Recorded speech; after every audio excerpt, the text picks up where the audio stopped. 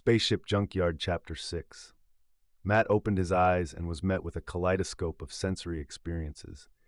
Everything around him was blurry, his ears rang deafeningly, and the world seemed to slow down for a thrilling glimpse of the world around him. The sky above him was still blue, but there was a smell of burning and dust mixed with a metallic tang in the air. He tried to move and felt a sharp sensation on his leg. Looking around, Matt saw a large shard of metal that had grazed his leg. There was a heat radiating from the shard, and black, burnt grass surrounded it. The skin on his shin was reddened and baked, but Matt didn't notice these details. Instead, he focused on freeing his leg from the shard. From his right, he heard muffled moans. "Brian!" Matt whispered, trying to call out to his friend. His own voice sounded distant, but Matt wasn't going to give up. He strained his hearing, eager to hear something through the ringing. His gaze fell upon Brian, who was lying nearby, holding his head. The look on Brian's face revealed he was disoriented, and his ears were also affected by the blast. Matt, clenching his teeth in pain, stood up, leaning on his left leg. He waddled over to Brian, trying to ignore the pain in his burned leg. "Brian, you okay?" Matt asked, gently pushing him by the shoulder. What happened?" Brian blinked, his vision slowly focusing on Matt. "Where? Chloe?" he wheezed, his voice weak but hopeful. He picked himself up off the ground, his legs wobbly, and staggered a bit. He held his head, probably suffering a mild concussion, but his face was determined. They both looked around, and a chill of excitement pierced their hearts. Chloe was lying still a few meters away. On her shoulder there was a piece of metal deep in her collarbone. The fabric of her jacket was soaked with blood, and her face looked pale. "Chloe!" Matt yelled, ignoring the ringing in his ears, and rushed to her. He knelt down beside her, ignoring the pain in her leg, and quickly checked her pulse. "She's alive," he reported to Brian, who crouched beside him, his eyes wide with fear and helplessness. Matt's eyes darted around the wound site, a mix of concern and excitement. The shrapnel had gone deep into the collarbone area, but thankfully hadn't hit the carotid artery. Matt's heart rate was still high, but the blood was still oozing pretty fast. He knew they had to act fast. "We can't get it out," Matt said, his voice trembling with excitement, though he tried to stay calm. "If we pull the shard out, it could cause more bleeding." "What do we do? What do we do?" Brian asked, his voice still a little disoriented but starting to come to his senses. He continued to hold onto his head, as if trying to push out of consciousness the ringing that was growing deafeningly in his ears. "Let's get out of here," Brian said, his voice alive with possibility as he surveyed the scene. The ships in the canyon loomed large, like silent sentinels bearing witness to their misadventure. "We don't know what it was, but we can't stay here any longer." "We can't leave Chloe here," Matt added, his voice firm. "She's too badly injured. We've got to get her to a hospital." They exchanged quick glances, realizing that the situation was critical, but they had a few options. Matt felt the adrenaline slowly receding, and the pain in his leg began to build again. "We need to get to the car as soon as possible," Brian said. "I can drive." Matt nodded, got to his feet, and together they gently lifted Chloe. Her face remained pale, but she barely moved, and though her moan was faint, Matt felt a surge of hope. She was conscious. "Hold on, Chloe," he whispered, though he wasn't sure if she heard him. They slowly began to move toward the car, overcoming every pain, every step, feeling the chill of fear spill over their bodies. He was breathing hard, but he knew he had to keep going. Suddenly, Brian stopped, grabbing Matt's shoulder. "Stop!" he exclaimed, his eyes lighting up with realization. "My drone is still flying. It's been recording the whole time." Matt froze for a moment, then realized that Brian was right. They had been so preoccupied with saving Chloe that they had completely forgotten about the drone, which was in flying and filming mode. "You're right," Matt breathed. "Where is it?" Brian quickly pulled out his phone, flipping the screen nervously, and found an app to control the drone. A map with coordinates flashed on the screen, and there was an icon of the drone circling slowly over the blast site. "There he is," Brian showed the phone to Matt. "We can pick him up." "Let's hurry." Matt nodded, looking back at Chloe. Her condition remained grave, and they knew they were running out of time. But the drone could be key to understanding what had happened. They guided the drone to their location, and Brian was able to land it right in their hands. He carefully stowed the drone in his backpack and checked the recording. "The recording is there," Brian said, glancing at the screen. "Great. Now we have proof of what happened," Matt said, a smile spreading across his face. "Now the next step is to get Chloe out of here." Reaching the car, they carefully placed Chloe in the back seat. Matt carefully covered her with his jacket to keep her warm and looked at Brian. "We should call Uncle Robert," Matt suggested. His uncle was the sheriff in their town, and once the situation started to get out of hand, he knew he needed some professional advice. "Are you sure?" Brian asked, his voice full of excitement. "What if it draws a bunch of attention?" "I don't know what else to do," Matt shook his head. "Chloe's hurt. We have footage of the explosion, and we don't even realize who or what's behind it. He needs to know what's going on here." Matt pulled out his phone and dialed his uncle's number. After a few seconds, a familiar voice sounded on the other end. "Matt, is something wrong?"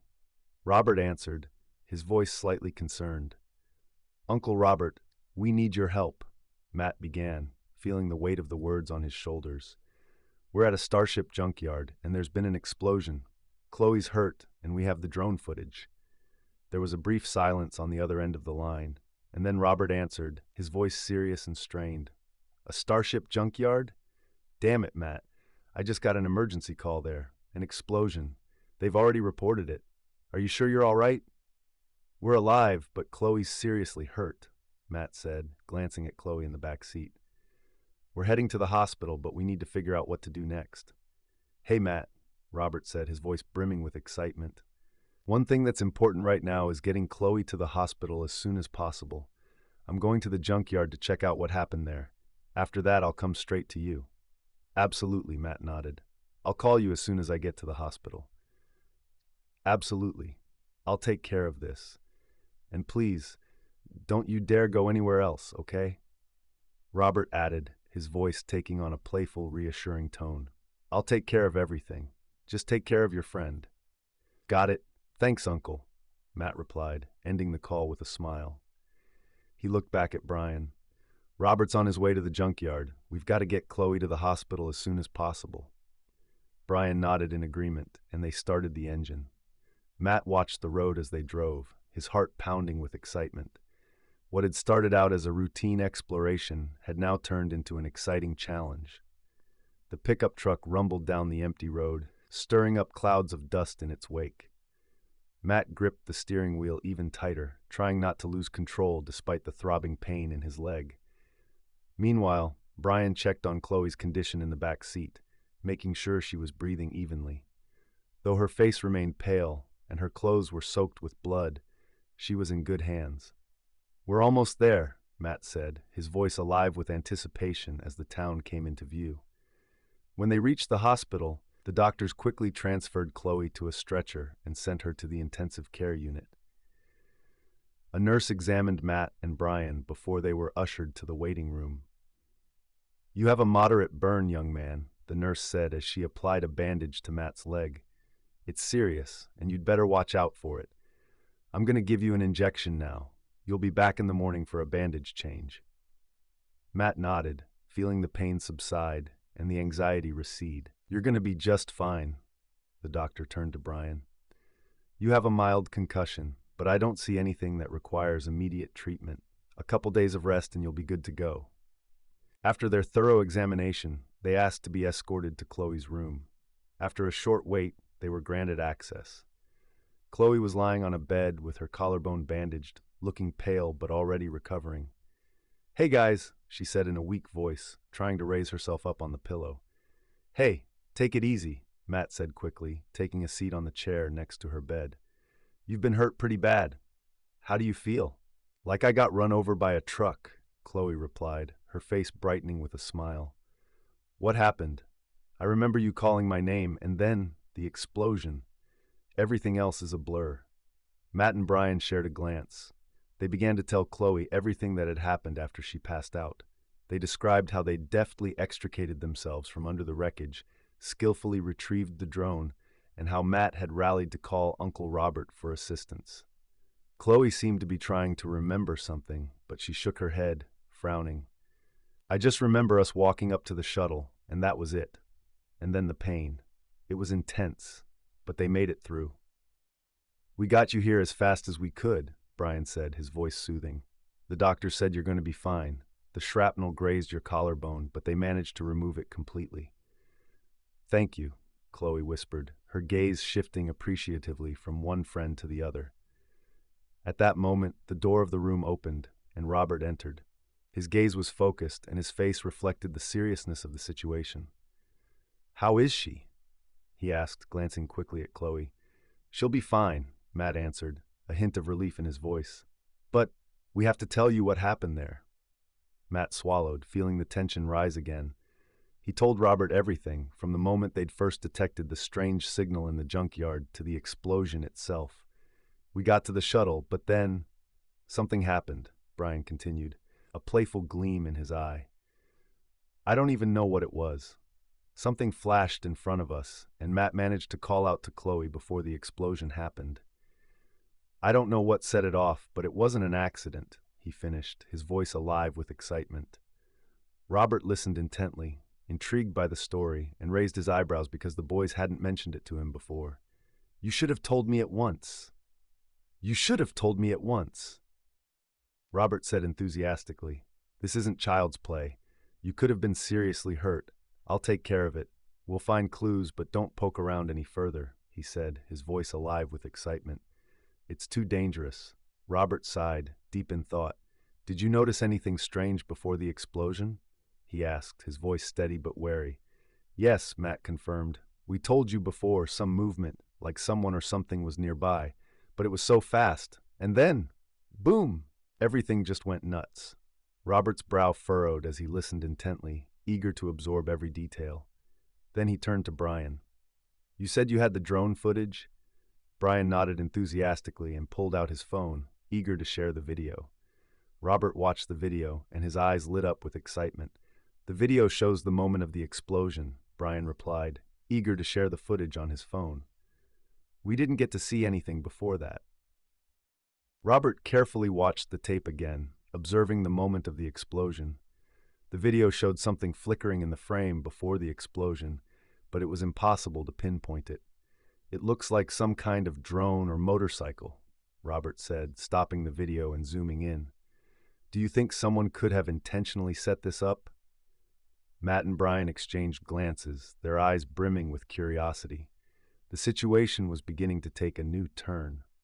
"We don't know for sure," Matt admitted, his voice alive with curiosity. "But it's too strange to be an accident. The ship that was blown up was near the Centurion. It was a shuttle, the same shuttle you told me about, but apparently someone intentionally blew it up. I'm not sure who or why yet, but it's clearly not an accidental explosion." Matt, Brian, and Chloe looked at each other, realizing the gravity of the situation. They now realized that their little investigation had reached a much more dangerous level. "Look," Robert said, his voice brimming with excitement. "I'll take over the case, but you stay away from the dump. I know you want to solve the mystery, but it's too dangerous. Let's let the professionals handle it." "But we're so close," Matt started to say, but Robert interrupted him. "Matt, I'm serious.